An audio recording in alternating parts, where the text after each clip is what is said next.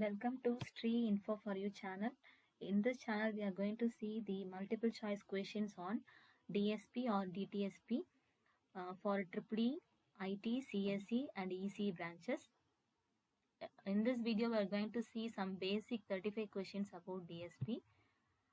This is the discrete time systems and signal processing syllabus for EEE branch, and this is for unit 1. And this is IT 6502 DSP syllabus for 2013. DSP, the first question, the signals that can be completely specified by mathematical equations are called what? The signals that can be completely specified by mathematical equation. For example, x of n equal to e power minus n.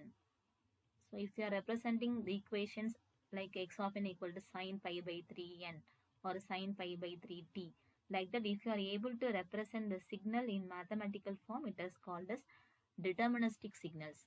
So the value of that signals can be determined by using some formulas or using some equations. So answer for this is deterministic signals. And which of the following signal is the example of deterministic signal? So example for deterministic signal here, step, signal, ramp, exponential, all can be represented as mathematical equations. So everything, step, ramp or exponential, everything can be called as deterministic signal. So all of the above is the answer. And next, the third question.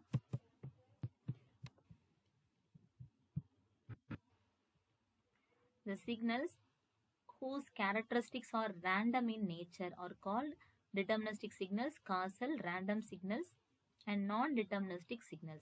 So these signals cannot be defined by equation or any other thing. So such signals are called random signals. Such signals are called non-deterministic signals. The process of conversion of continuous time signals into discrete time signal is known as what? So we are converting continuous time signal, for example, x of t, into discrete time signal x of n means what is that? It is called sampling. So sampling, by doing sampling only, we can convert a continuous time signal into discrete time signal. Next question, the phenomenon of high frequency component getting the identity of low frequency component is called what? Aliasing, sampling, convolution, filtering. So this is called as aliasing. So the high frequency component, it is getting an identity of lower frequency component is called as aliasing, or overlapping of high frequency component with the low frequency component can also be called as aliasing error. So during sampling, this error may occur if we choose the sampling frequency less than the maximum frequency. If fs is the sampling frequency, then the relation between analog frequency capital F and digital frequency small f is. So we are mentioning here the analog frequency as capital F, digital frequency of f means. So what is the relation between sampling frequency? If f is a sampling frequency, the relation between analog and digital is asked here. So f is small f, digital frequency. When analog frequency is divided by sampling frequency, we are getting the digital frequency f. It means that we are sampling the analog frequency over a time period called Ts. So option C is the correct answer, f equal to capital F by Fs. To avoid sampling, how should be the sampling frequency? Fs is nothing but sampling frequency.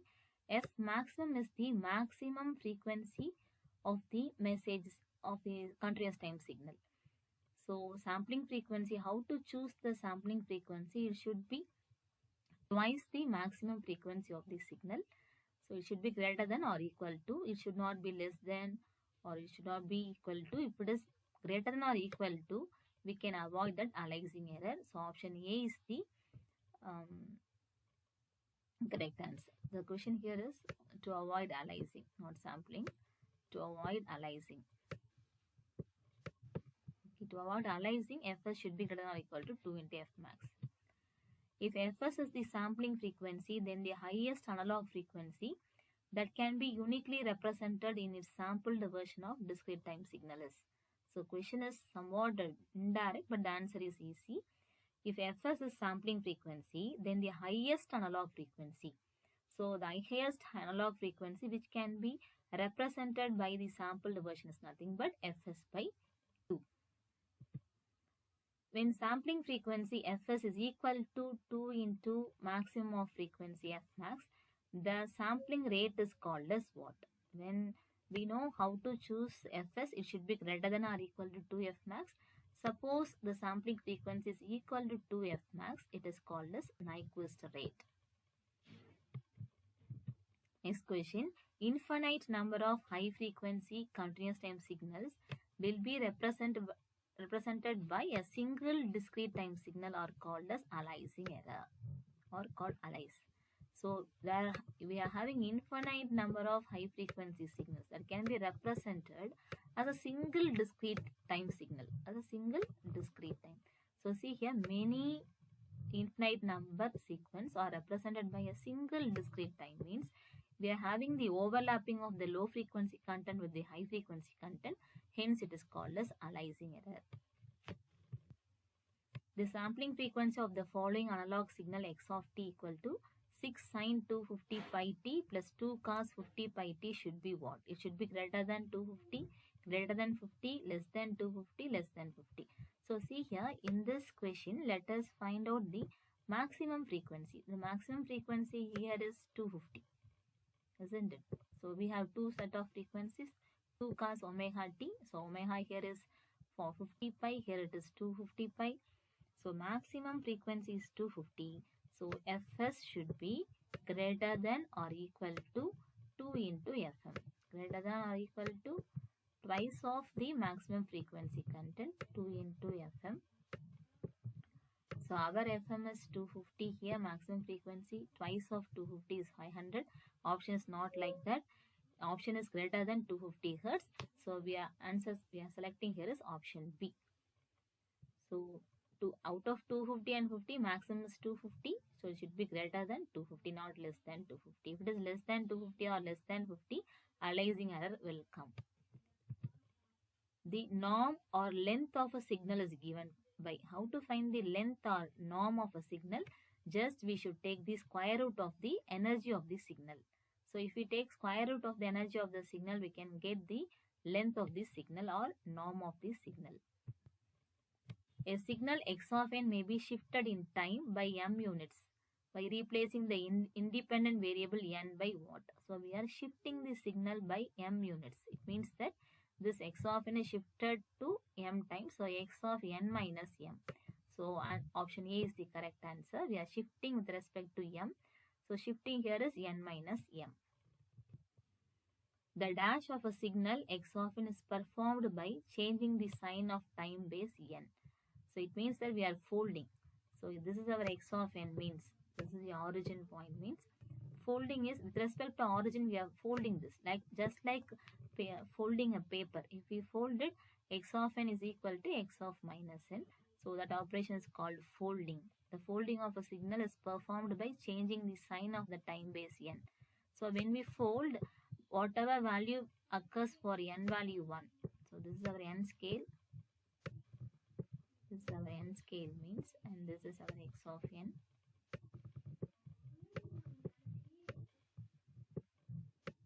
So this x of 1 value will appear here as x of minus 1. Whatever value for x of 2, that will appear for x of minus 2. So just by folding, okay. So folding of a signal is performed by changing the sign of the time base n. So this is our time base n. The value of time base n is changed here. It is called folding operation. And next important question. The smallest value of n for which x of n plus capital N equal to x of n is true is called what? So smallest value of n which satisfies the condition x of n plus capital N equal to x of n, means then this n is called as fundamental period. So this is used in periodic. We can say a signal is periodic if the same x of n repeats for every n times. So that is called fundamental period. So capital N is called fundamental period. A signal x of n is antisymmetric or odd when we have given 4 conditions. If it is antisymmetric means the condition is x of minus n equal to minus x of n. This is called antisymmetric. Symmetric means x of n equal to x of minus n. Antisymmetric x of minus n equal to minus of x of n. Time shifting of a discrete time signal means what? It means that so x of n is delayed by m units or k units. So x of n minus k is meaning that it is time shifting x of n with respect to k times.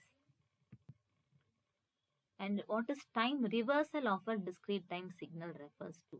The name indicates time reversal. So if x of n is the input, then the reversal is x of minus n. So y of n equal to x of minus n is the correct answer. Next, in a discrete time signal x of n, if x of n equal to x of minus n, then it is called dash signal. So in x of n equal to x of minus n, if this condition is holding means it is called symmetric signal. Okay. The even signal satisfies the condition x of minus n equal to x of n. Is it true or false? Yes, it is true. The even signal satisfies the condition x of minus n equal to x of n. So what is the condition for odd now? So even is x of n equal to x of minus n. And odd is nothing but x of minus n equal to minus x of n. So see the difference? So here we are getting an extra minus in odd signal. X of minus n equal to minus x of n. If this condition is satisfied, the signal is called odd signal. And next question. If the average power of a signal is finite, then it is called dash signal. So for a signal, if we calculate the average power and it is a finite value means, then it is called as power signal. So for a power signal, energy is infinite. Okay. If the average power of a signal is 0 and the energy is finite, then it is called watt signal. If the power is finite means it is called power signal. If the energy is finite means and its average power is 0 means it is called energy signal. So very easy to remember. See here, for power signal, always power should be finite. For power signal, power is finite and energy is infinite. So for a power signal, power is finite, energy is infinite. For energy signal, energy is finite. Energy is finite here, but the power of the signal is 0. As it is having energy as finite, it no needs any power. So power is 0. It is called as energy signal. The periodic signals are dash signals. Energy, power, either energy or power, none of the above. Generally, all the periodic signals are power signals. It means that power is finite and energy is infinite. That is called as power signal. So for all periodic signals, its power is finite and energy is infinite. So the output of a system with 0 input is called. So for a system, if we give 0 input, then the output is called as natural response. Without any input, if the system is working and giving an output, it is called natural response. So output of the system for impulse input. We are giving impulse input for the system means the response is called as impulse response. So we know response is the thing what we get at the output and excitation is the input we are giving to the system. So if the response is asked means nothing but output. Causal systems are the systems in which output of the system depends on the present and past inputs, depends only on the present, depends only on the past. So we have 4 options. A system is said to be causal means if its output, present output, depends on only present input and past input, not the future thing. It is called as causal system. A discrete time signal is said to be causal signal. Previous question is system, now the question is signal. Is said to be causal if it is defined for what? So when we say a signal is causal, a signal is said to be causal if we define the signal for n greater than or equal to 0. N value, time base value, n value 0, and then above 0, if you are able to define a signal, it is called a causal signal. Let us see the next question. The discrete time signal x of n equal to, see here, and a signal is given x of n equal to 1, 2, minus 3, 0, 5, minus 2. This arrowhead represents the origin. It means that this is x of 0 value. X of 0 value is 1. And this is x of 1 value. X of 1 value is 2. And now n value equal to 2 means x of 2 value is minus 3. And x of 3 value, now with the n value 3, x of 3 value is 0. And next x of 4 value equal to 5. And x of 5 value equal to minus 2.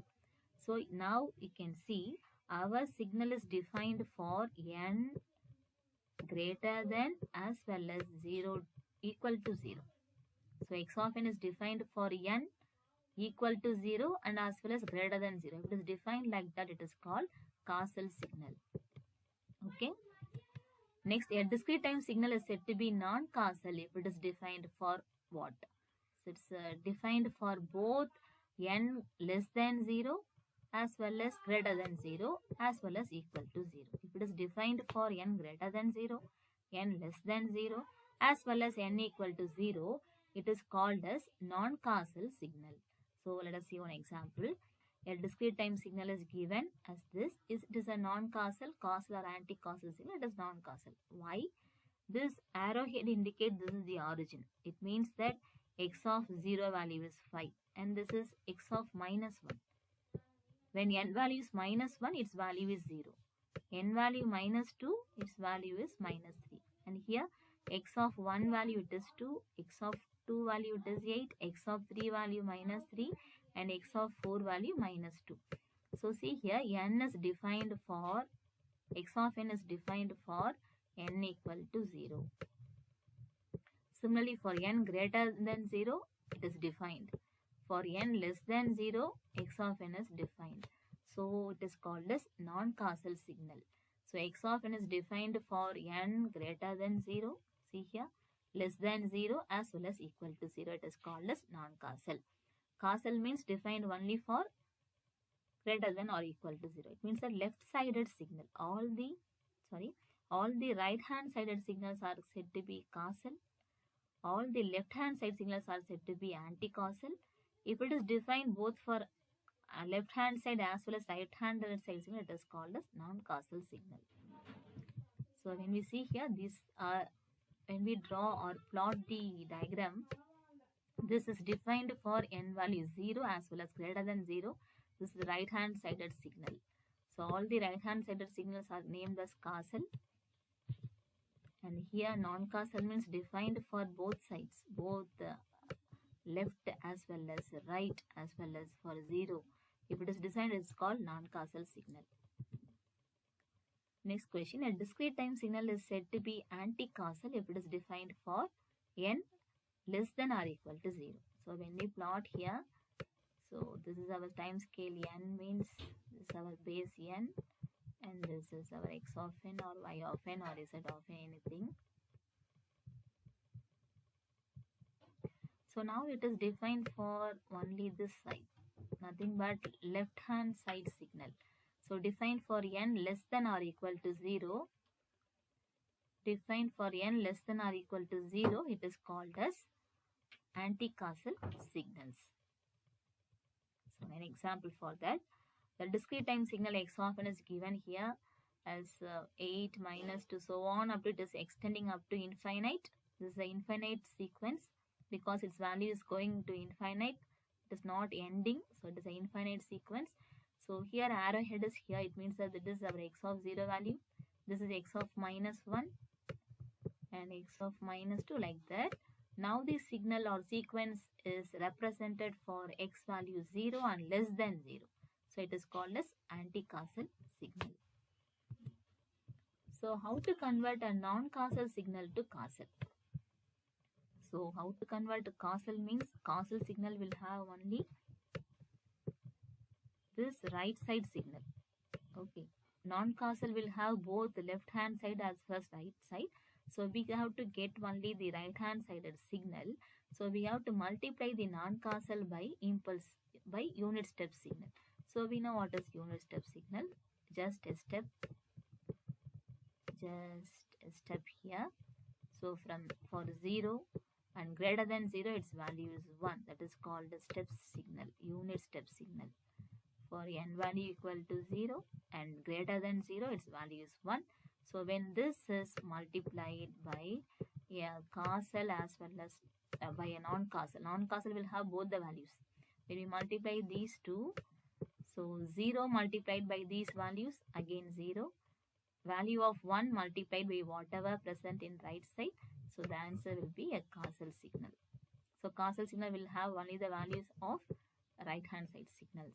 So multiplying non-causal by unit step signal will give a causal signal. And very easiest question, what are the examples for standard discrete time signals? So standard signals to analyze any circuit or anything, it is nothing but ramp signal, impulse, exponential, sinusoidal, step. So these are examples for standard discrete time signals. So thank you for watching my channel. So keep on subscribe and share to your friends. So I will update more and more videos on DSP. Thank you once.